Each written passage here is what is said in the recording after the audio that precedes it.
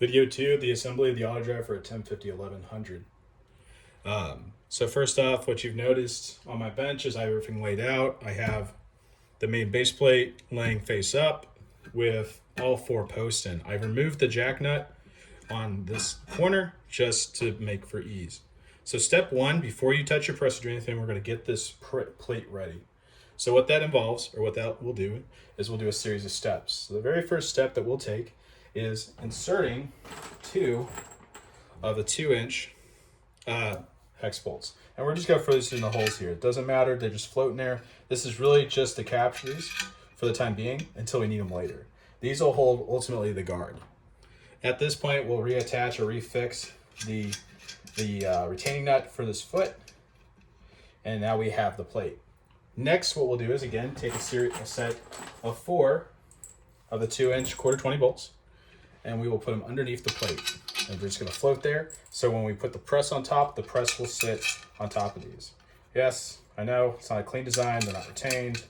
I can thread the plate. I can do a lot of things, but I find this to be the simple solution that also is the most cost-effective. And my goal is to be cost-effective and robust. So we're gonna put the system down. They're just gonna float. Now that we have those in, we'll move on to the motor. So what we'll do is take our motor, big old guy.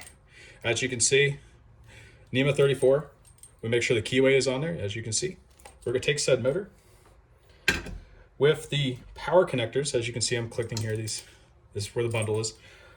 You can put that any position you want. For me, predominantly, I enjoy or like having those underneath the press or underneath, so they're not in the way and it's not an issue. So with the mounting plate, we will take this mounting plate and we'll put it in this orientation, facing up with the guidance underneath. From here, what we'll do is take a series of bolts and we will fasten that motor plate to it with a loose fit. And what we're doing with this loose fit is we're just getting it on there and retaining it, but we'll ultimately tighten it once it's on the press. You can play this anytime you want, any way you want. If you don't like the nuts or bolts that I provide, you're more than welcome to find your own and do whatever you want. At the end of the day, the motor itself is retained off the inner circumference or inner diameter of the motor shield, so all shear loading or side loading is carried by the motor frame to this plate. The bolts themselves are merely retaining or clamping it on top of there. Secondly, this system will be painted. So I would recommend being very careful not to scratch the paint, but if you do, you can paint yourself. It's really easy. Trust me, I'm doing it in my garage. So we're gonna get all 4 of those in. Finger tight. You can put these nuts any ways you want. I like doing this direction because I can get it for wrench a lot easier. So we're just gonna snug them up. So as you can see at this point, we have the motor. Back to you with the cables, just to make life easy. I'm going to take this system and I'm going to put it on the plate like so. At this position, it'll line up with the slots for the system. At this time, what we'll do is you'll take one of the 2 provided carriage bolts. If you don't know what a carriage bolt is, it looks like a bolt with a little hat on it, and you'll take one nut or 2 nuts, 2 washers, 2 carriage bolts, and as a result, you will take those. This is the carriage bolt if you're curious, and you'll feed that through. Obviously, I'm doing this the way I enjoy to do. And as you can see, maybe we could have done those bolts later. Who knows? Lessons learned, right? Laugh at me later. So we're gonna take those carriage bolts. As you can see, I'm checking the screen. Engineering's my strong suit, not this. And what we're gonna do right here is we're gonna finger tighten those, and we're gonna take that motor up, and we're just gonna hold it on. You can use lock nuts if you want to. Predominantly, I will probably provide those. I don't like lock nuts predominantly for this application because it makes it difficult in the next couple steps. Get those fingers snug, not too snug. With the way this joint is designed, this motor can be raised and pushed in and tensioned. You can even cant it any way you want. Once you tighten it, it's retained. So that's the system. So next, what we'll do is we'll take these motor cables, as we've seen, And we will push those through to ensure that they're coming out the back end of it, not where our press is going. So with that on there and our bolts captured, we're going to now install the press. As you saw earlier, I pulled the nuts, I pulled the bolts out. If I pulled the bolts out, I forgot about this thing called gravity. So, yeah, we'll probably do a quick design edit on this to make this easier. Same story as before.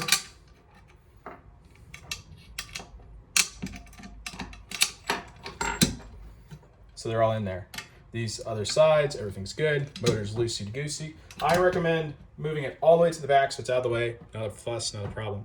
We're gonna take our press, have the screen on there. You guys don't need that yet. We'll take the press. You're going to lift it up and you're going to sew it onto these bolts.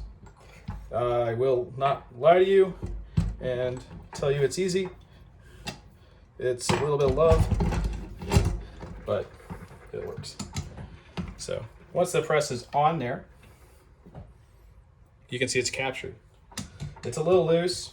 That's just a hair tolerance of the press. From there, what we'll do is you're gonna take the quarter 20 nuts. God, I can't talk tonight. And you're going to just go around and you're gonna finger tighten those. We're getting to the point where we're gonna need our first tool. And that is gonna be when we tighten this assembly. I did on purpose leave enough thread length that if you want to, in the future, you could double nut.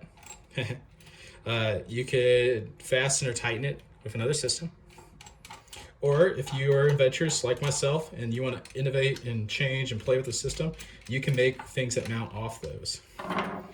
So yeah, I'm doing a redesign on this. So if some of you view this later and I'm too lazy to make a new video and you're doing this and the nuts are retained, sorry in advance. For those that buy this and have to deal with this up front, I'm sorry. Maybe you'll find a solution for me and I don't have to do it myself. Who knows? So at this point, we're finger tightening all the studs. So, and for me, what I like to do is I like to take my wrench underneath the bench and I like to slide it up underneath. And then I will come from the top and I will finger tighten those down.